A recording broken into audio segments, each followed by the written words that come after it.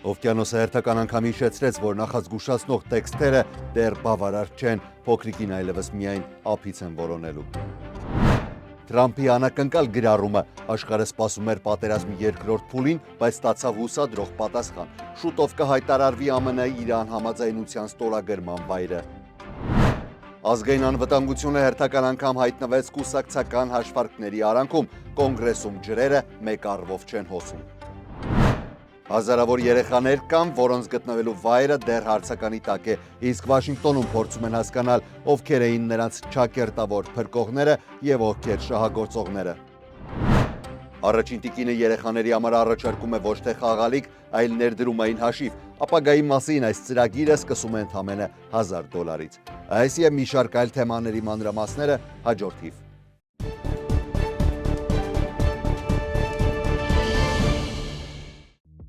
Վիվալդի Քեթրինգ բազմազան փաթեթներից առաջատար ընտրությունը։ Փաթեթ ընտանեկան 5-ից 6 անձի համար ընդամենը $150 plus tax։ Ընտանեկան եւ մեծ հավաքույթների համար հատուկ փաթեթ 10-ից 12 անձի համար ընդամենը $300 plus tax։ Վիվալդի լանչ փաթեթ 10-ից 12 անձի համար ընդամենը $150 plus tax։ Ընտրեք ձեր ճաշակին համապատասխան կոմբոն։ Վիվալդի Քեթրինգ համի, որակի եւ առատության առաջատարը։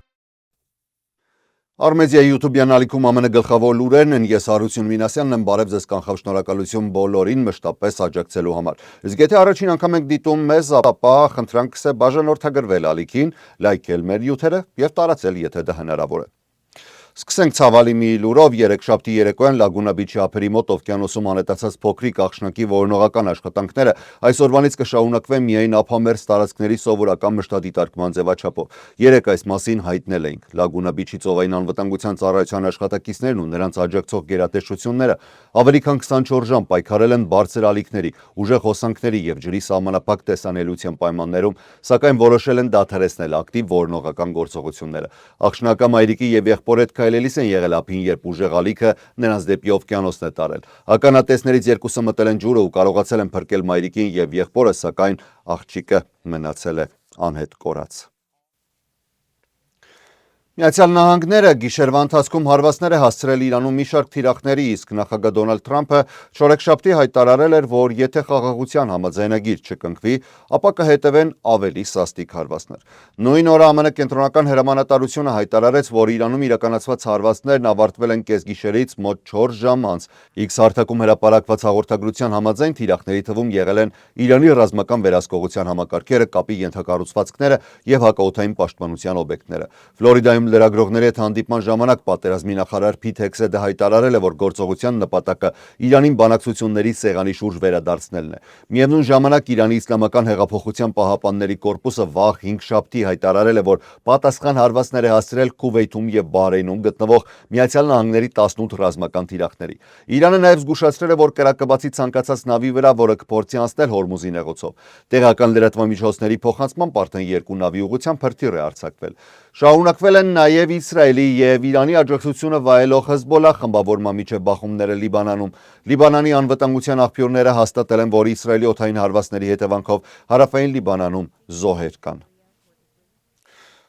Այսօր, երբ բոլորը սպասում են Միացյալ Նահանգների հարձակման նոր փուլին, ԱՄՆ նախագահ Դոնալդ Թրամփը հայտարարել է, որ Իրանի հետ բանակցությունները հասել են Իրանի բարձրագույն ղեկավարության մակարդակին ու ստացել անհրաժեշտ հավանությունը, ինչի արդյունքում ինքը չեղարկել է Իրանի դեմ նախատեսված այսօրվա ռազմական հարվածներն ու ռմբակոծությունները։ Թրամփի հայտարարության համաձայն քննարկումները եւ համաձայնության վերջնական կետերը մանրամասն մշակվել եւ սկզբունքորեն հաստատվել են բոլոր ներգրաված կողմերի կողմից։ Նրա խոսքով գործընթացին մասնակցել են ոչ միայն Միացյալ Նահանգներն ու Իսրայելը, այլև Սաուդյան Արաբիան, Արաբական Միացյալ Էմիրությունները, Կատարը, Թուրքիան, Պակիստանը, Բահրեյնը, Քուվեյթը, Հորդանանը, Եգիպտոսը եւ մի շարք այլ երկրներ։ Միևնույն ժամանակ Թրամփը նշել է, որ Իրանի նկատմամբ սահմանված ծովային շրջափակումը կշարունակի գործել ամբողջ ծավալով մինչև համաձայնագրի վերջնական ստորագրումը։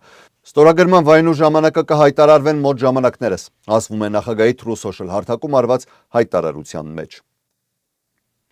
Մինչ այս գրառումը աշխարհը սպասում էր ավելի լայնածավալ հարձակման։ Վերջին մի շարք հայտարարությունների համադրությունը հուշում էր, որ պատերազմի երկրորդ փուլն է մեկնարկում։ Նախագահ Դոնալդ Թրամփը ակնարկել էր, որ ապագայում Միացյալ Նահանգները կարող է վերահսկողություն հաստատել Իրանի նավթային կարևորագույն ենթակառուցվածքների, այդ թվում Խար կղզու նկատմամբ։ Իմ նախընտրությունը միշտ եղել է վերցնել Խար կղզին, հայտարարել էր Թրամփը, հիշեցնելով, որ այդ գաղափարի մասին նախկինում եւս խոսել է իր մերձավոր գործընկերների հետ։ Հետագայում Truth Social-ում հրապարակված գրառման մեջ նախագահը վերահաստատել էր նույն միտքը, գրելով, որ Միացյալ Նահանգներն ապագայում կարող է վերցնել Խար կղզին եւ նավթային այլ ենթակառուցվածքներ, ստանձնելով Իրանի նավթի եւ գազի շուկաների լիակատար վերահսկողությունը։ Սակայն Fox News-ին տված հարցազրույցում Թրամփը որոշ չափով մեղմել է իր հայտարարությունները։ Կարելի է մեծ գումարներ աշխատել, բայց վստահ չեմ, որ Ամերիկան նման գործողության ախորժակ ունի, ասել էր նա։ Կարծում եմ մարդիկ ցանկանում են, որ մենք տուն վերադառնանք, բայց Վենեսուելայի դեպքում դա լավ արդյունք տվեց։ Միացյալ Նահանգները հունիսի 9-ից վերսկսել է ռազմական հարվածները Իրանի դեմ եւ Սպիտակ տունը պնդում է, որ որոշումը կայացվել է Հորմուզի նեղուցի շրջանում ամերիկյան ապաչի ուղղաթիռի խոցումից հետո։ Fox News-ի լրագրողի հարցին, թե ինչ կլինի, եթե Իրանը չստորագրի Միացյալ Նահանգների առաջարկած համաձայնագիրը, Թրամփը պատասխանել է. «Վաղը երեկոյան նրանց ռմբակոծելու ենք»։ Խար կղզին գտնվում է Պարսից ծոցում Իրանի ափերից մոտ 15 ծովային մղոն հեռավորության վրա եւ համարվում է երկրի նավթային արտահանման գլխավոր հանգույցը։ Էներգետիկ փորձագետների տվյալներով Իրանի հիմնական ափամերձ հատվածների ջրերը չափազանց ծանծաղ են եւ խոշոր նավթատար նավերը չեն կարողանում հասնել այդտեղ։ Ուստի երկրի նավթի մեծ մասը ստորջրյա խողովակներով տեղափոխվում է հենց Խար կղզի, որտեղից էլ արտահանվում է միջազգային շուկաներ։ Եթե Իրանը ըստ Միացյալ Նահանգների նախագահի սցենարի երբևէ կորցնի վերահսկողությունը կղզու նկատմամբ, դա կարող է լուրջ հարված հասցնել երկրի տնտեսությանը եւ էապես թուլացնել նրա բանակցային դիրքերը։ Բայց կա եւս մեկ վտանգ. Խար կղզու նկատմամբ ցանկացած ռազմական գործողություն կարող է կտրուկ բարձրացնել համաշխարհային նավթի գները եւ նոր լարվածություն բերել Մերձավոր Արևելքում։ Թրամփը սակայն նշել է, որ Ամերիկան նախընտրում է դիվանագիտական լուծում։ Եթե գնաս մեկ քայլ առաջ, հետո կարող ես գնալ ավելի հեռուն, բայց վստահ չեմ, որ Ամերիկան պատրաստ է այն տարբերակին, որը ես իրականում կնախընտրեի, ասել էր Թրամփը։ Միացյալ Նահանգների ներկայացուցիչների պալատում ձախողվել է արտաքին հետախուզական գործունեությունը կարգավորող FISA օրենքի կարճաժամկետ երկարաձգման նախագիծը։ Քվեարկության արդյունքում նախաձեռնությունը չի ստացել անհրաժեշտ ձայները, կողմ է քվեարկել 198 կոնգրեսական դեմ 218-ը։ Արդյունքում օրինագիծը չի ընդունվել։ Քվեարկությունից հետո ներկայացուցիչների պալատի խոսնակ Մայք Ջոնսոնը քննադատել է դեմոկրատներին, նրանց մեղադրելով ազգային անվտանգության հարցը քաղաքական նպատակներով օգտագործելու մեջ։ Մենք առաջարկել ենք FISA ազգային անվտանգության օրենքի ընդամենը 3 շաբաթյա մաքուր երկարաձգում, սակայն 198 դեմոկրատ քաղաքական նպատակներով դեմ քվեարկեցին այդ առաջարկին, հայտարարել է Ջոնսոնը։ Նրա խոսքով օրինագծի տապալումից հետո դեմոկրատների արձագանքը մտահոգիչ է, երբ նախագիծը չանցավ, նրանք ծափահարում էին. այդ տեսագրությունը կմնա պատմության մեջ։ Ես հաղորդում եմ, որ առաջիկա շաբաթների ընթացքում մեր երկրի դեմ որևէ լուրջ սպառնալիք կամ աղետ տեղի չունենա, ասել է խոսնակը։ Ջոնսոնը նշել է, որ հանրապետականները փորձել են ամեն ինչ անել, որպեսզի օրենքը չկորցնի իր ուժը, մինչդեռ դեմոկրատները նրա գնահատմամբ ազգային անվտանգության հարցը վերածել են քաղաքական ճնշման գործիքի։ FISA օրենքը ԱՄՆ իշխանություններին տալիս է արտասահմանյան հետախուզական տվյալների հավաքագրման կարևոր լիազորություններ եւ համարվում է երկրի հակաահաբեկչական ու հակահետախուզական համակարգի առանցքային գործիքներից մեկը։ Նախագահ Դոնալդ Թրամփը հայտարարել է, որ ազգային հետախուզության տնօրենի պաշտոնում առաջադրելու է Նյու Յորքի հարավային շրջանի դաշնային դատախազ Ջեյք Քլեյթոնին։ Նախորդ տնօրեն Թուլսի Գաբարդը մայիսին էր հրաժարական տվել, պատճառաբանելով ամուսնու առողջական խնդիրները։ Քլեյթոնը նախկինում ղեկավարել է Միացյալ Նահանգների արժեթղթերի եւ բորսաների հանձնաժողովը, իսկ ներկայումս գլխավորում է երկրի ամենահեղինակավոր դատախազական գրասենյակներից մեկը՝ Նյու Յորքի հարավային շրջանի դաշնային դատախազությունը, որը զբաղվում է ահաբեկչության, լրտեսության, ֆինանսական հանցագործությունների եւ կոռուպցիոն գործերի քննությամբ։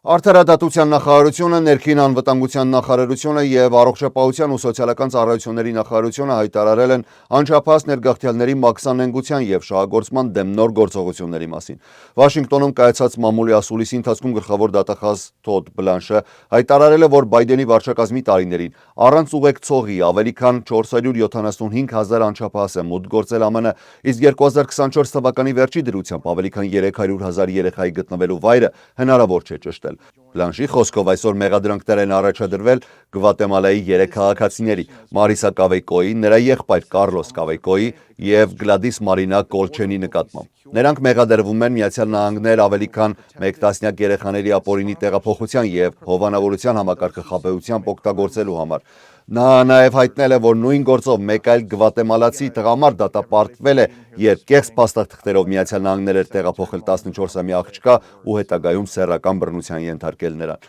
Ներքին անվտանգության նախարար Մարկ Վեյն Մալինն էլ հայտարարել է, որ Թրամփի վարչակազմը մինչև այժմ հայտարարել է շուրջ 146,000 երեխայի, որոնց գտնվելու վայրն անհայտ էր համարվում։ Մենք դեռ ունենք մոտ 300,000 երեխա, որոնց որոնումները շարունակվում են։ Որոշ դեպքերում երեխաները ենթարկվել են սեռական կամ աշխատանքային շահագործման։ Մենք պատրաստվում ենք գտնել նրանց եւ պատասխանատվության ենթարկել բոլոր մեղավորներին, ասել է Մալինը։ Փախստականների վերաբնակեցման գրասենյակի ժամանակավոր տնօրեն Էնջի Սալազարը նշել է, որ իրականացված ստուգումների արդյունքում հայտնաբերվել է ավելի քան 81,000 հասցե, որոնք բազմիցս օգտագործվել են անչափահասների հովանավորության համար։ Ավելի քան 76,000 դեպք, որտեղ անվտանգության պարտադիր ստուգումներ չեն իրականացվել, եւ շուրջ 97,000 գործ, որտեղ բացակայել են անհրաժեշտ նախապատմության ստուգումները։ Սալազարի խոսքով այժմ գրասենյակը պահանջում է ինքնության վավեր փաստաթղթեր, մատնահետքերի ստուգումներ, ՏՆԹ թեստեր ընտանեկան կապերի հաստատման համար եւ անձամբ այցելություններ այն հասցեներ, որտեղ պետք է բնակվեն երեխաները։